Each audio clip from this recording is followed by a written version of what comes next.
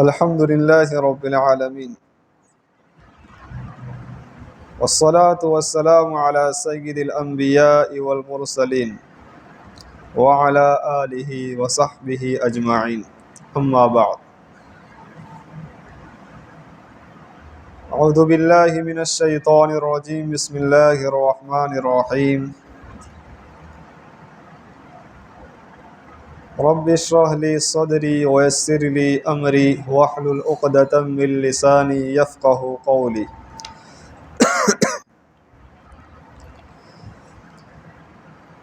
صدق اللہ العظیم۔ درود شریف پڑھ۔ اللہم صلی علی سیدنا محمد وعلی آل سیدنا محمد وبارک وسلم۔ چوتھا سبق، اللہ تعالیٰ سے صراط مستقیم مانگنا۔ ایاک نعبد و ایاک نستعین تک سورہ فاتحہ سمجھا دی۔ اب یہاں سے ہے صراط مستقیم، اللہ تبارک و تعالیٰ سے مانگنا، یعنی سیدھا راستہ۔ اہدنا الصراط المستقیم صراط الذین انعمت علیہم غیر المغضوب علیہم ولا الضالین۔ ترجمہ سن لو پہلے۔ اے اللہ ہمیں سیدھے راستے پر چلا۔ سیدھا راستہ کن لوگوں کا ہے؟ ان لوگوں کے راستے پر جن پر تو نے انعام کیا۔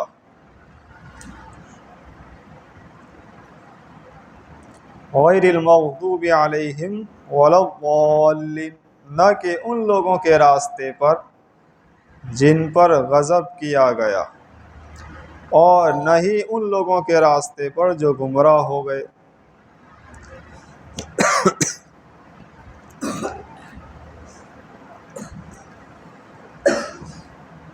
یہاں سے اللہ تبارک و تعالی نے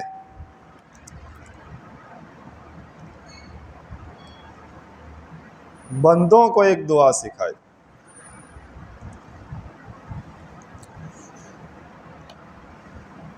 کہ سیدھا راستہ اللہ تبارک و تعالی سے آپ طلب کرو، مانگو۔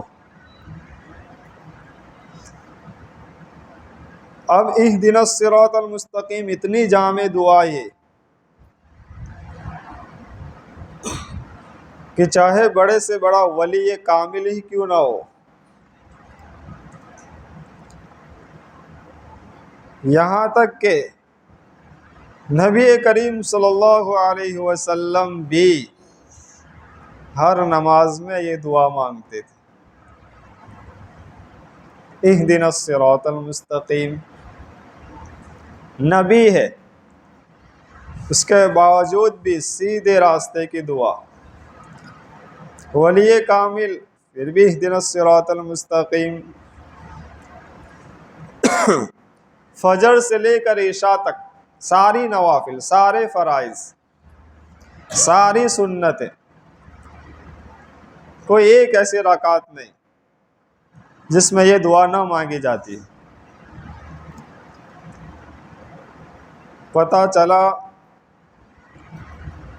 سیدھے راستے کی اہمیت بہت زیادہ ہے۔ صراط مستقیم کو سمجھیے کہ اس کا ایک سرا، یعنی اپنی زبان میں ایک چھیڑا زمین پر، اور دوسرا سرا جنت ہے۔ جس کو صراط مستقیم مل گیا وہ پکا جنتی۔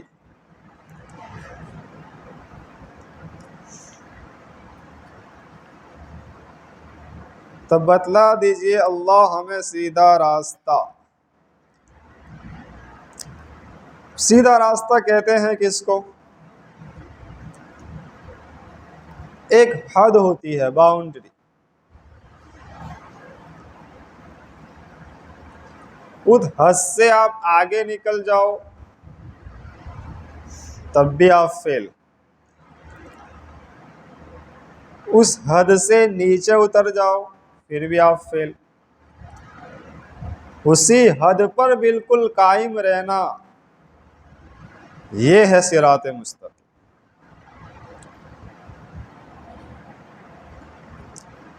عربی میں 2-3 لفظ بولے جاتے ہیں. حد سے جو شخص گزر گیا، افراط. حد سے جو شخص نیچے اتر آیا، تفریط. لیکن ایک شخص حد پر بالکل قائم رہا، معتدل. تو حد پر نہیں رہے، حد سے آگے نکل گئے تب بھی گمراہ. حد پر نہیں رہے، حد سے نیچے اتر آئے پھر بھی گمراہ. حد سے آگے نکل جانا جس کو کہتے ہیں الحاد. حد سے نیچے اتر آنا جس کو کہتے ہیں بدعت. لیکن بالکل حد پر قائم رہنا اس کو کہتے ہیں اہل سنت والجماعت.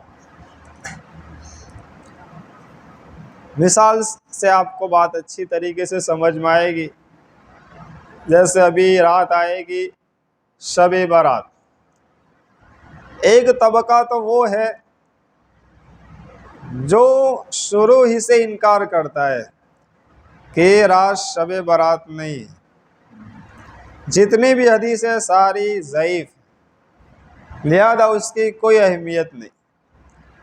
یہ حد سے نکل گئے، الحاد.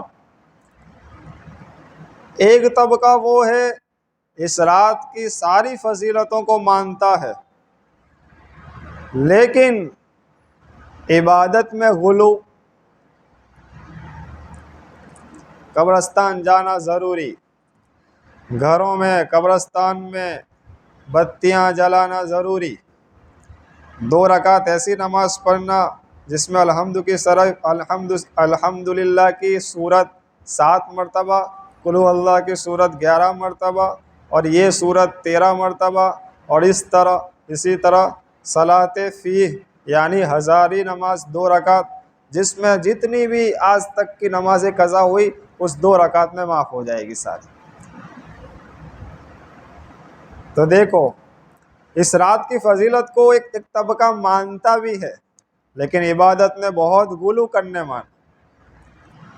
یہ حد سے نیچے اتر آئے، یہ بن گئی بدعت. جیسے ہمارے بریلوی بھائی.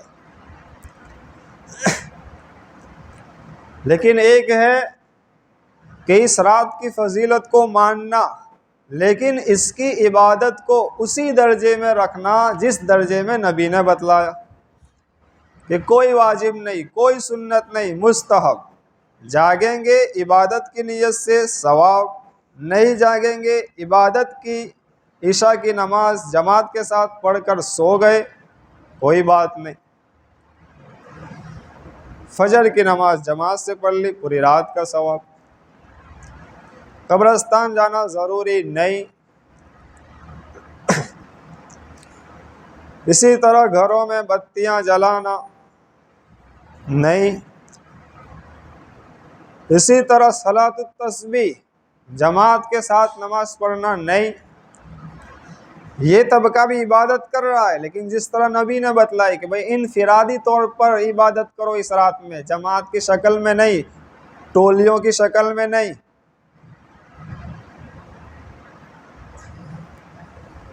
اب یہ بالکل حد پر قائم. یہ اہل سنت والجماعت.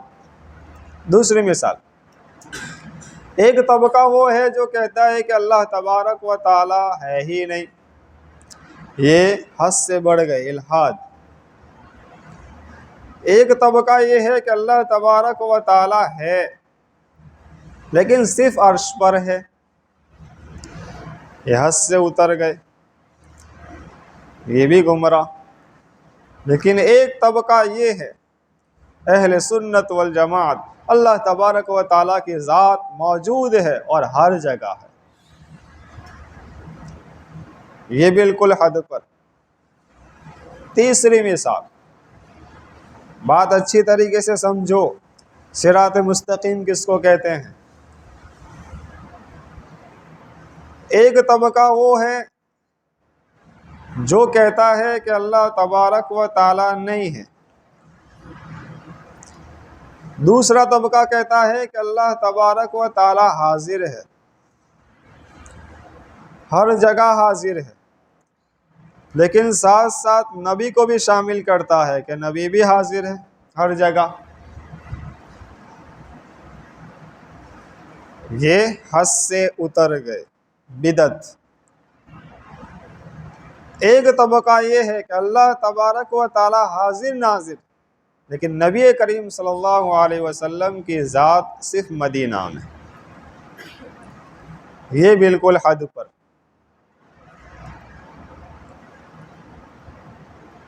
بھائی نبی حاضر ناظر کیسے ہو سکتے ہیں؟ حاضر ناظر جو بھی ہوگا وہ کبھی کہیں آتا جائے گا نہیں، جو آتا جاتا رہے گا وہ حاضر ناظر نہیں۔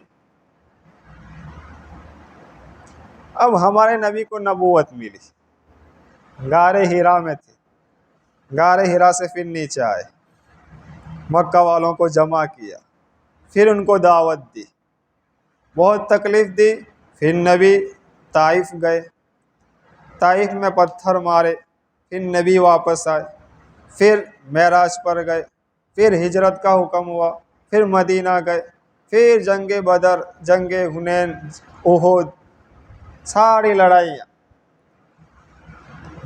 تو حاضر ناظر ہر جگہ پر، تو پھر نبی کو کہیں جانے کی ضرورت ہی نہیں تھی۔ تو جو جاتا رہتا ہے وہ حاضر ناظر نہیں، جو حاضر ناظر ہے اس کو کہیں جانے کی ضرورت نہیں۔ تو اللہ تبارک و تعالیٰ صرف حاضر ناظر، نبی کریم صلی اللہ علیہ وسلم نہیں۔ سمجھ گئے؟ ایک ہے حد سے آگے نکل جانا، ایک ہے حد سے نیچے اتر آنا، ایک ہے حد پر قائم رہنا۔ حد پر قائم رہنے والے صراط مستقیم والے ہیں اہل سنت والجماعت، احناف دیوبند۔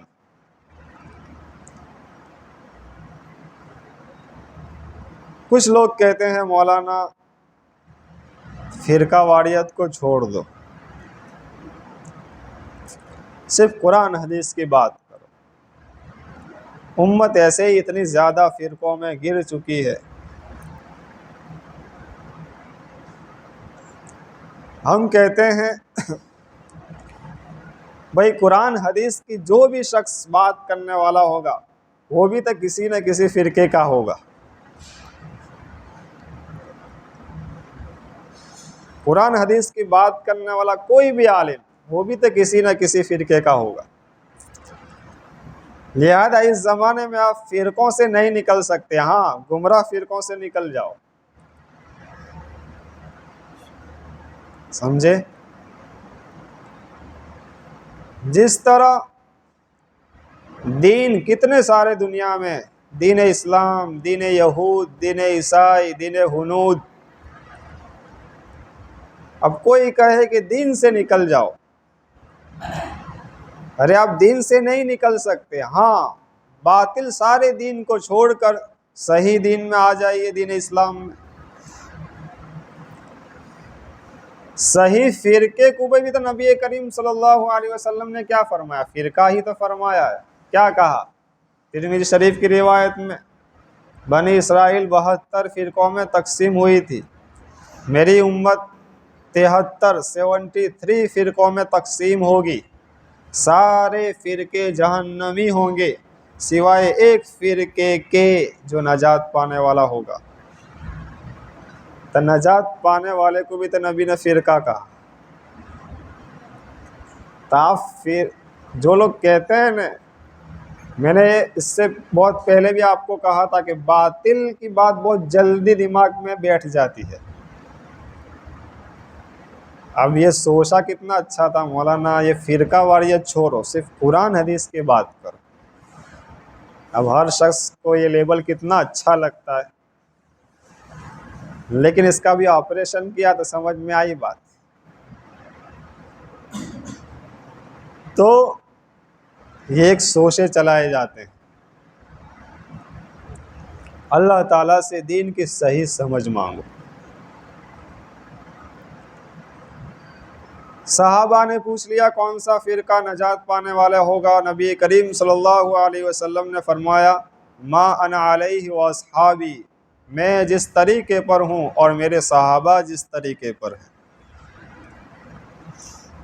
یہاں بھی دیکھیے صراط القرآن والحدیث نہیں فرمایا، اے اللہ ہمیں سیدھا راستہ بتلائیے۔ ان لوگوں کا راستہ، تو ان لوگوں کا راستہ، کن لوگوں کا راستہ؟ انعمت علیہم، جس پر تو نے انعام کیا۔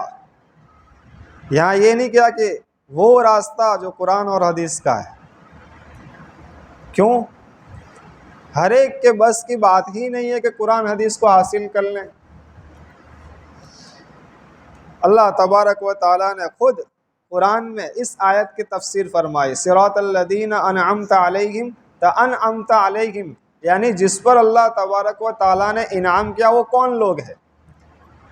خود اللہ تبارک و تعالیٰ نے کہا من النبیین والصدیقین والشہداء والصالحین، کہ اللہ تبارک و تعالیٰ کا انعام کن کن لوگوں پر ہوا؟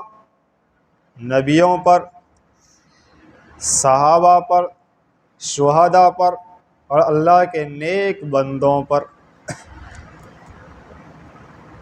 اب ان لوگوں کا راستہ جس پر تو نے انعام کیا، اب ان لوگوں میں سے کسی کو بھی پکڑ لو، آپ کو سیدھا راستہ مل جائے گا۔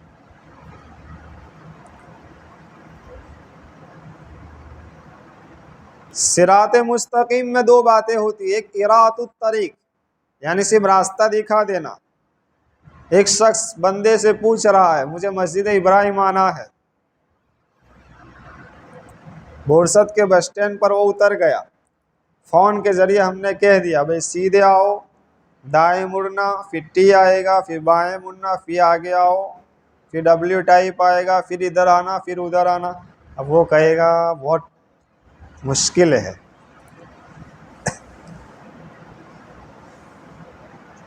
راستہ تو دکھایا لیکن مشکل ہے۔ راستہ تو ہے قرآن حدیث کا، ہر ایک کا بس نہیں ہے وہاں تک پہنچنا۔ لیکن اسی شخص کو حاصل کرنے کے لیے یہاں سے دو بندے بھیج دیے، بھائی ہمارے دو بندے آئے ہوئے ان کے پیچھے پیچھے چلے آئیے، مسجد ابراہیم آپ آ جائیں۔ یہ ایصال الی المطلوب یعنی منزل دکھا دینا۔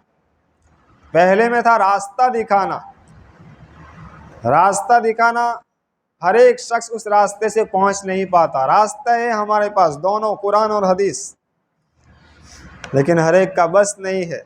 لیکن ایک ہے منزل تک پہنچا دینا۔ اب اس کو کوئی تکلیف ہی نہیں ہے، بس پیچھے بیٹھ گیا، سیدھا یہاں گیا۔ بالکل اسی طرح نبیوں والا راستہ، صحابہ والا راستہ، شہداء والا راستہ، اللہ کے نیک بندوں والا راستہ، آپ کسی ایک کی بھی پیروی کر لو، سیدھے منزل مقصود تک یعنی جنت تک آرام کے ساتھ پہنچ جاؤ۔ سمجھ میں آئی بات؟ تو کافر بھی سیدھا راستہ مانگتا ہے، وہ اپنے اعتبار سے، پربھو سے، ایشور سے۔ مسلمان بھی مانگتا ہے، خود نبی بھی مانگتے ہیں، لیکن یاد رکھیے تینوں کے مانگنے میں فرق ہے۔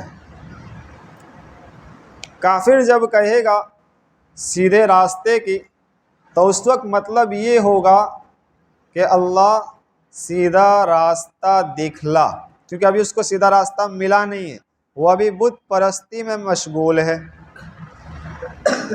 مومن جب کہے گا اہدنا الصراط المستقیم، اس وقت اس کا مطلب یہ ہوگا کہ پیارے اللہ سیدھا راستہ آپ نے دکھلا تو دیا ہے لیکن اس پر استقامت عطا فرما،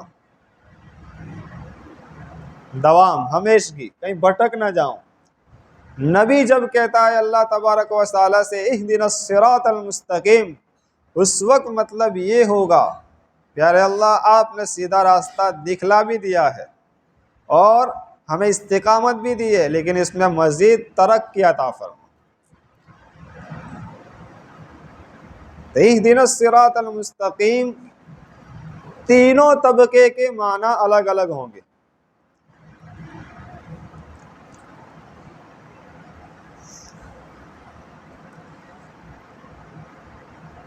تو صراط مستقیم کی یہ ساری میں نے علامت بتائی۔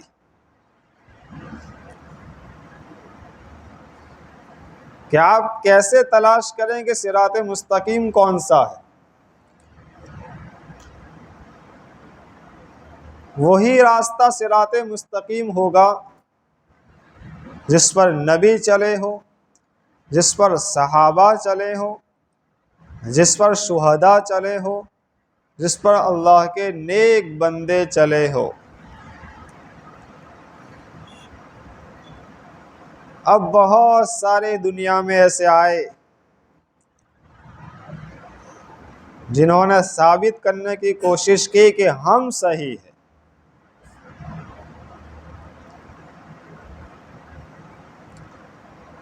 اور صرف کچھ لوگوں نے قرآن اور حدیث کو پکڑ لیا، یہی حق، ہم اماموں کو نہیں مانیں گے، ہم اولیاء اللہ کی باتیں نہیں مانیں گے، یہ حد سے اتر آئے۔ اللہ تعالیٰ نے 4 کا تذکرہ کیا تھا صراط مستقیم میں، ان لوگوں نے صرف 2 کو لے لیا، قرآن اور حدیث، اولیاء اللہ کو بھی چھوڑا، ائمہ کو بھی چھوڑا، لہذا گمراہ ہوئے۔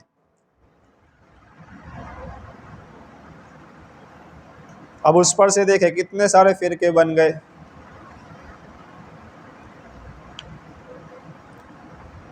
لہذا ان لوگوں نے شروع سے انکار کر دیا کہ یہ اولیاء اللہ کے ہاتھوں جو بھی کرامتیں ہوتی ہے اس کی کوئی حقیقت نہیں۔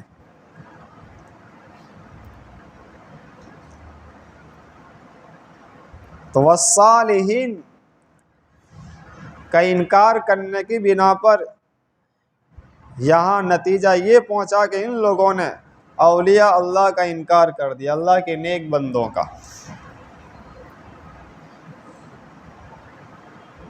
اسی طرح کچھ لوگوں نے صحابہ کو چھوڑا،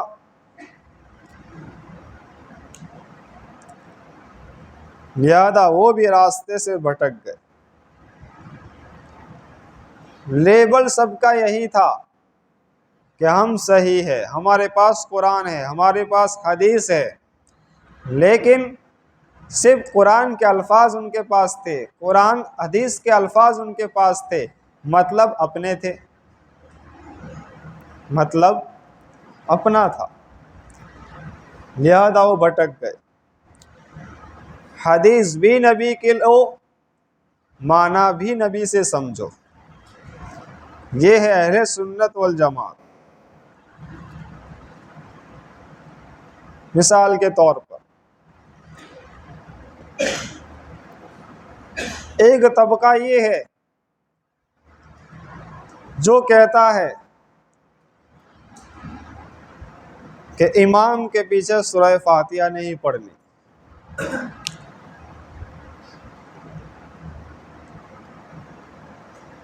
امام کے پیچھے سورہ فاتحہ پڑھنا ضروری ہے ورنہ نماز نہیں ہوگی۔ ایک طبقہ یہ کہتا ہے، اور آپ کے سامنے بخاری شریف لا کر کھول دی۔ اب عام انسان بیچارہ حیران، لا صلاۃ لمن لم یقرأ بفاتحۃ الکتاب، جس نے سورہ فاتحہ نہیں پڑھی اس کی نماز نہیں ہوئی۔ اب عام بندہ ٹینشن میں کہ ہم تو نہیں پڑھتے امام کے پیچھے سورہ فاتحہ، لیکن اس شخص نے الفاظ تو نبی کے پڑھ لیے، مطلب اپنا نکالا۔ ہم اگر ان سے ایسا کہتے ہیں کہ یہاں یہ شخص ہے کہ مقتدی کے لیے، اکیلے پڑھنے والے کے لیے، جماعت کے لیے، اب وہ شخص کیا کہتا ہے یہاں ایسا کچھ بھی نہیں ہے، خواہ امام ہو، خواہ مقتدی ہو، خواہ کوئی بھی ہو، حدیث سب کے لیے ہے۔ اب خواہ امام خواہ مقتدی یہ لفظ حدیث میں ہے ہی نہیں، اب وہ اپنی طرف سے مطلب بیان کر رہا ہے۔ لیکن وہ شخص اہل سنت والجماعت، وہ طبقہ، امام بخاری استاد ہے امام ترمذی کے، اب شاگرد استاد کی بات نقل کر رہا ہے ترمذی شریف میں، امام ترمذی کہتے ہیں سب سے پہلے یہ حدیث نبی کریم صلی اللہ علیہ وسلم کی، اس کے بعد نبی استاد تھے حضرت جابر ان کے شاگرد، شاگرد کہہ رہے ہیں یہ اس شخص کے لیے ہیں جو اکیلے نماز پڑھ رہا ہو۔ اس طبقے نے الفاظ نبی کے لے لیے، مطلب اپنا بیان کر دیا۔ اہل سنت والجماعت حدیث بھی نبی کی، معنی بھی نبی کا، یہ ہے صراط مستقیم۔ بہت ساری ایسی مثالیں ہیں جس میں انسان حدیث کا ایک ٹکڑا پیش کر دیتا ہے، حوالہ بھی دے دیتا ہے، والیوم نمبر، حدیث نمبر، اب بیچارہ انسان بھٹک جاتا ہے کہ یار بخاری ہے، کیا کریں ہم۔ اس لیے کہیں بھی ایسا موقع آئے فوراً سیدھے اس کو اپنے دماغ میں مت لو، سیدھا ایسا بولو کہ آپ جو بیان کر رہے ہیں وہ مطلب بھی نبی کا ہی بتلا دیجئے، یا وہ آپ جو مطلب بیان کر رہے ہیں وہ کسی صحابی سے ہے یا نہیں وہ بتلا دیجئے۔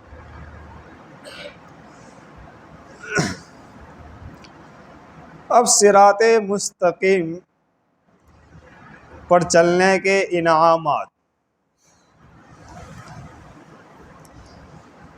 دیکھو عزیزو، دنیا میں جتنے بھی ہم کام کر رہے ہیں، یہاں جتنے بھی آپ عمل کر رہے ہیں، حشر کے میدان میں یہ سارے عمل ایک شکل لے لیں گے، ایک صورت کی شکل میں ہوں گے، اس کی ایک نہ ایک کوئی نہ کوئی شکل ہوگی۔ مثال کے طور پر دنیا میں کسی نے زنا کیا، اب زنا کی شکل حشر کے میدان میں کیا ہے؟ نبی کریم صلی اللہ علیہ وسلم جب معراج پر تشریف لے گئے تو سب سے پہلے کیا دیکھا کہ ایک تنور بنا ہوا ہے، اس میں آگ جل رہی ہے، اس میں ننگے مرد اور ننگی عورتیں ہیں، آگ کی لپیٹ کے ساتھ اوپر آتی ہے پھر اندر جاتی ہے۔ حضرت جبرائیل سے پوچھا یہ کون لوگ ہیں؟ حضرت جبرائیل نے فرمایا یہ زنا خور ہے، زنا کرنے والے دنیا میں۔ اب دنیا میں جو لوگ زنا کرنے والے تھے اس کی شکل صورت اس عمل کی کیا بنی وہاں؟ تنور کی شکل میں آگ۔ بالکل اسی طرح اور آگے چلے، ایک شخص کو دیکھا خون کی نہر میں ہے، اب خون کی نہر سے باہر آنے کی کوشش کرتا ہے، فرشتہ ایک پتھر لگاتا ہے، پھر سے وہ وہیں کا وہیں پہنچ جاتا ہے، پھر آنے کی کوشش کرتا ہے، پھر پتھر پڑتا ہے۔ حضرت جبرائیل سے پوچھا یہ کون لوگ ہیں؟ حضرت جبرائیل نے فرمایا یہ سود خور ہے، بیاج لینے والے، بیاج کھانے والے، لون کا دھندا کرنے والے، لون پاس کرانے والے، لون پر مدد کرنے والے، دستاویزوں کو دینے والے، دستاویز جمع کرنے والے، سگنیچر کرنے والے۔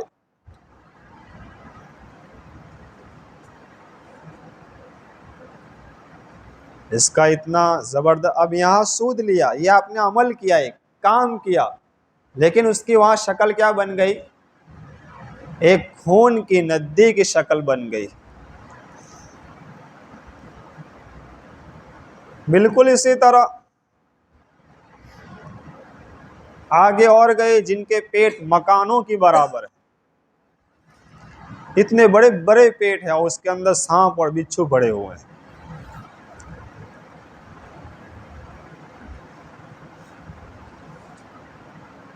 ایک روایت کے مطابق یہ بھی سود خور، اور ایک روایت میں کہ یہ لوگ ناحق مال کھانے والے، غریبوں کا مال لوٹنے والے۔ اب دیکھیے یہاں کام کیا کیا، ظلم کیا، لیکن وہاں شکل کیا بن گئی کہ آپ کا پیٹ ایک مکان کی شکل میں ہوگا اور اس کے اندر سانپ بچھو بڑھے جائیں گے۔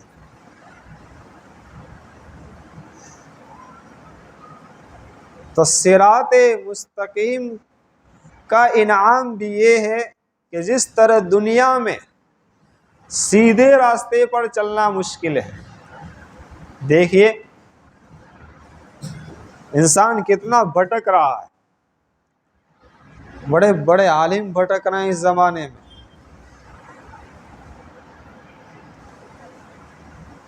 تو اس صراط مستقیم کی شکل پل صراط ہے حشر کے میدان میں،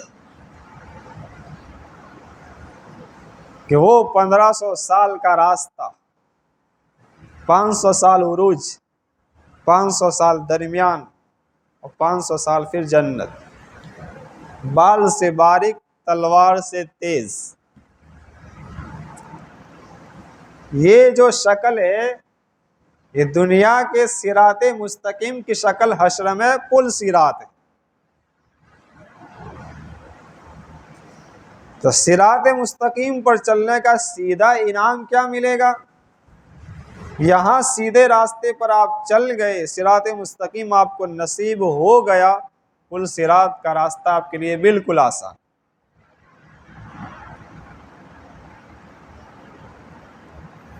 سمجھ گئے؟ اس لیے اس زمانے میں دائیں بائیں مت جاؤ۔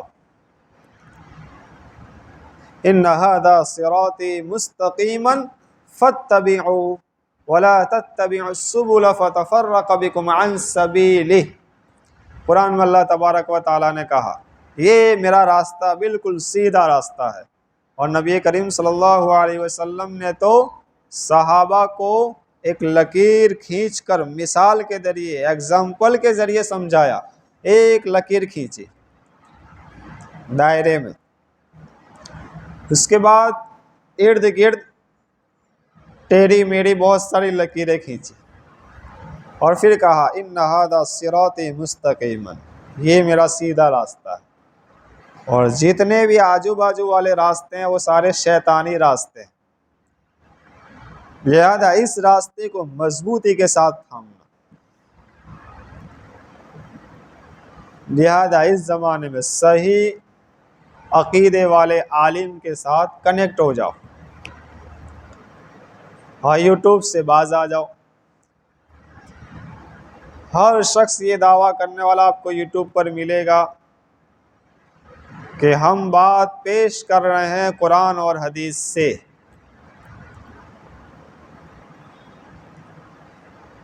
اور ہم تحقیق کر رہے ہیں۔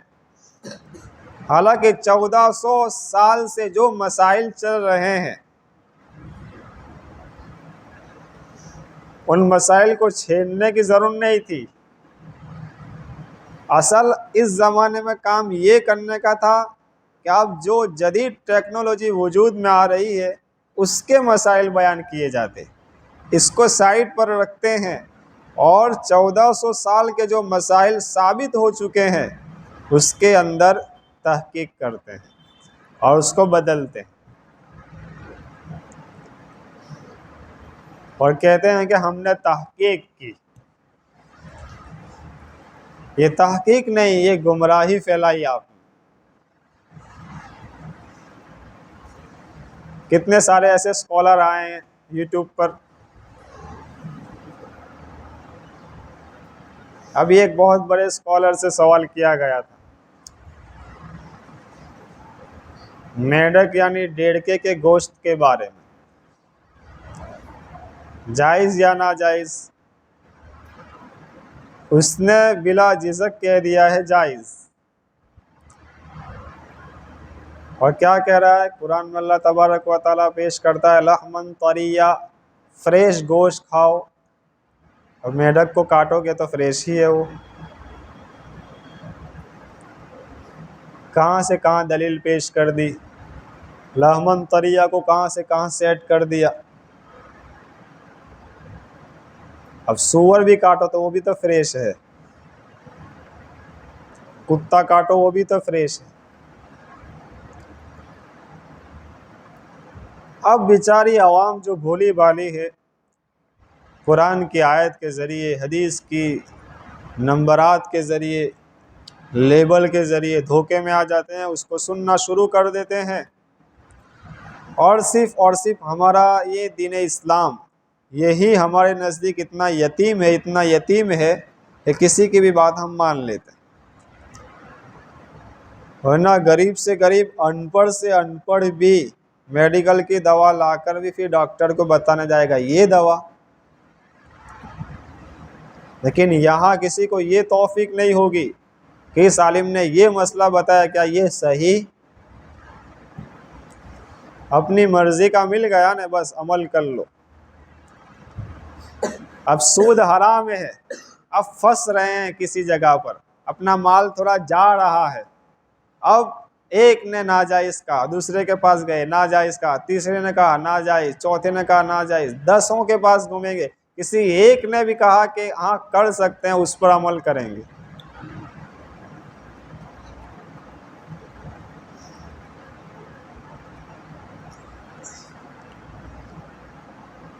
تو صراط مستقیم پر چلنے کا سب سے بڑا انعام یہ ہوگا کہ پل صراط کا راستہ بہت ایزی ہو جائے گا۔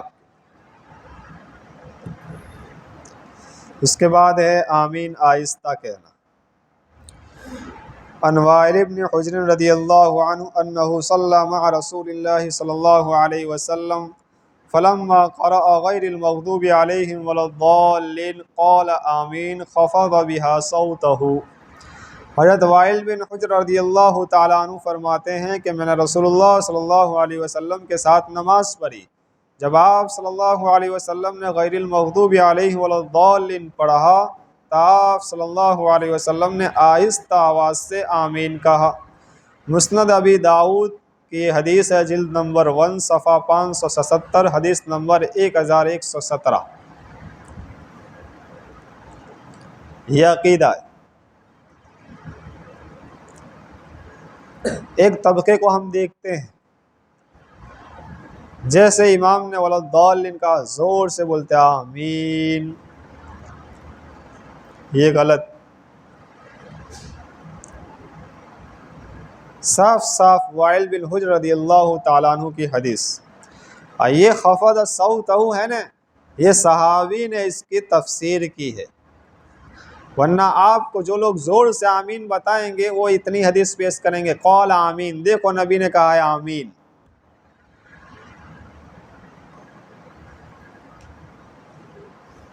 لیکن میں نے اس سے پہلے بھی سمجھایا، اسی حدیث کا مطلب جو صحابی بیان کرنے والا ہے اس سے سمجھو۔ وائل بن حجر کی حدیث ہے تو وائل بن حجر کی حدیث کو پورا بھی کرو۔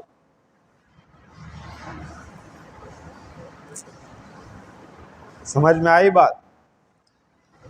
لہذا مکمل دین لو، ادھورا مت لو۔ جیسے شعبان کا مہینہ چل رہا ہے، نبی کریم صلی اللہ علیہ وسلم شعبان میں کثرت سے روزے رکھتے تھے، اور شعبان میں روزے رکھنے کا حکم دیا ہے۔ اب اس حدیث کو لے کر کوئی یہ بات پھیلائے کہ بھئی نبی نے شعبان میں روزے رکھنے کا حکم دیا ہے لہذا روزے رکھو، لیکن ایک حدیث یہ بھی تے ہے، اذا بقی نصف من شعبان فلا تصوموا، جب شعبان آدھا ہو جائے روزے مت رکھو۔ ایک طرف نبی کہہ رہے ہیں روزے رکھو، دوسری طرف کہہ رہے ہیں روزے مت رکھو۔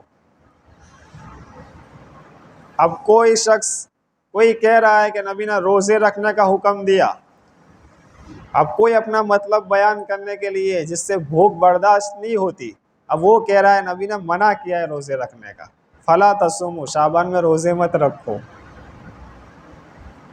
اپنی مطلب کی حدیث نکالی، لیکن مطلب کیا تھا اس کا کہ بھئی نبی کریم صلی اللہ علیہ وسلم نے 15 شعبان کے بعد روزے رکھنے کے لیے اس لیے منع کیا کہ اب آگے رمضان آ رہا ہے، کمزور نہ ہو جاؤ، اس 15 دن میں اپنے جسم کو مضبوط بنا لو. تو پورا دیکھنا پڑے گا ہمیں. اس لیے ہمارے تبلیغی حضرات بھی بولتے ہیں کہ بہت اچھا جملہ ہے، اللہ تبارک و تعالیٰ نے پورے دین میں کامیابی رکھی ہے. اللہ تبارک و تعالیٰ نے پورے دین میں کامیابی رکھی ہے، آدھے ادھورے نہیں. اسی طرح آدھی ادھوری حدیثوں میں بھی کامیابی نہیں ہے.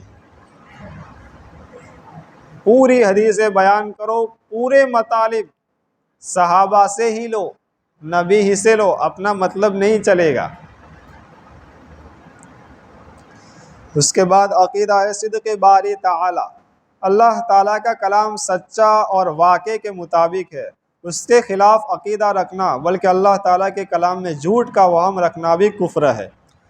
اللہ تبارک و تعالیٰ کا یہ کلام ہے قرآن مجید، الفاظ سارے کے سارے اللہ تبارک و تعالیٰ کے ہیں. ایک ایک حرف کے صحیح ہونے کا دل میں عقیدہ رکھنا یہ مسلمان کے لیے بہت ضروری.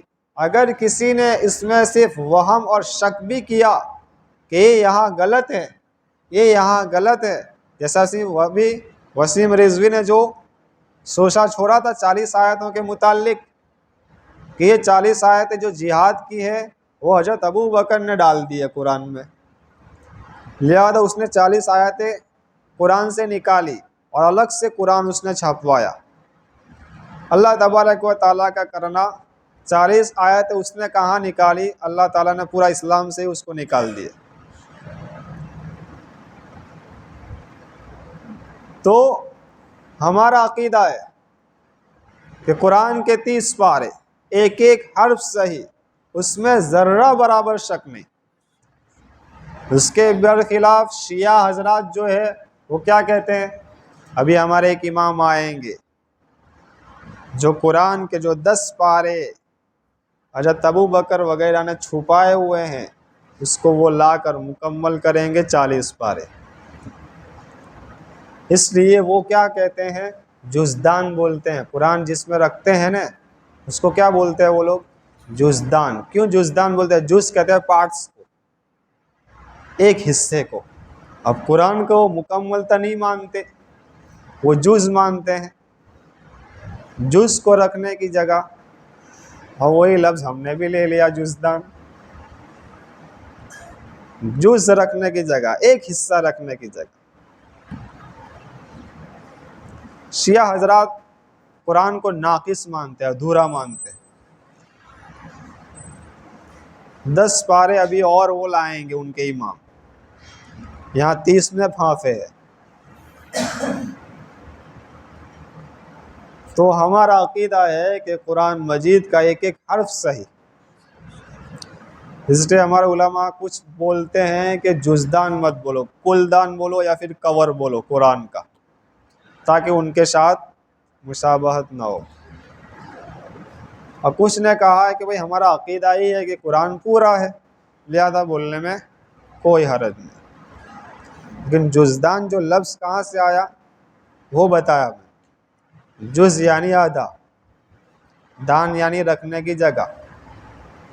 جیسے پھول وغیرہ رکھتے ہیں تو اس کو کیا بولتے ہیں، گلدان، پھول کے رکھنے کی جگہ.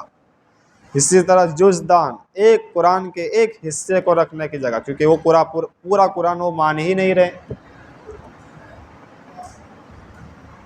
وہ تو یہاں تک بھی کہہ دیتے ہیں کہ حضرت جبرائیل سے غلطی ہو گئی، وہی لانی تھی حضرت علی کے پاس اور چلے گئے نبی کے پاس، کیونکہ ان کے نزدیک اول نمبر پر شیعہ حضرات کے نزدیک حضرت علی ہے. ہمارے بھی نوجوان بولتے ہیں یا علی المدد. یہ سب شیعوں کا عقیدہ ہے. اپنے عقائد کو مضبوط بناؤ. ہماری نصرت کرنے والا، مدد کرنے والا صرف اور صرف اللہ تبارک و تعالی. علی المدد کہاں سے چل پڑا؟ جو خیبر کا دروازہ اکھاڑ کر پھینکا انہوں نے ایک ہی ہاتھ سے.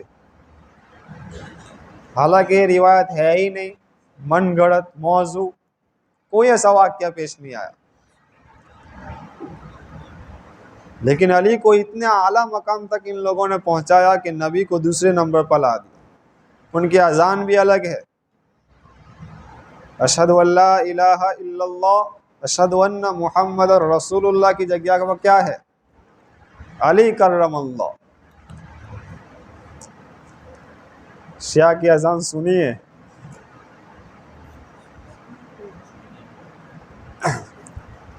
ان کی نماز بھی الگ. لہذا بہت سارے دنیا میں طبقے ہیں، فرقے ہیں. اپنے آپ کو صحیح عالم کے ساتھ، جس کا عقیدہ صحیح ہو، اہل سنت والجماعت کے ساتھ لگاؤ. سمجھ میں آئی بات؟ اللہ تبارک و تعالی عمل کی توفیق عطا فرمائے.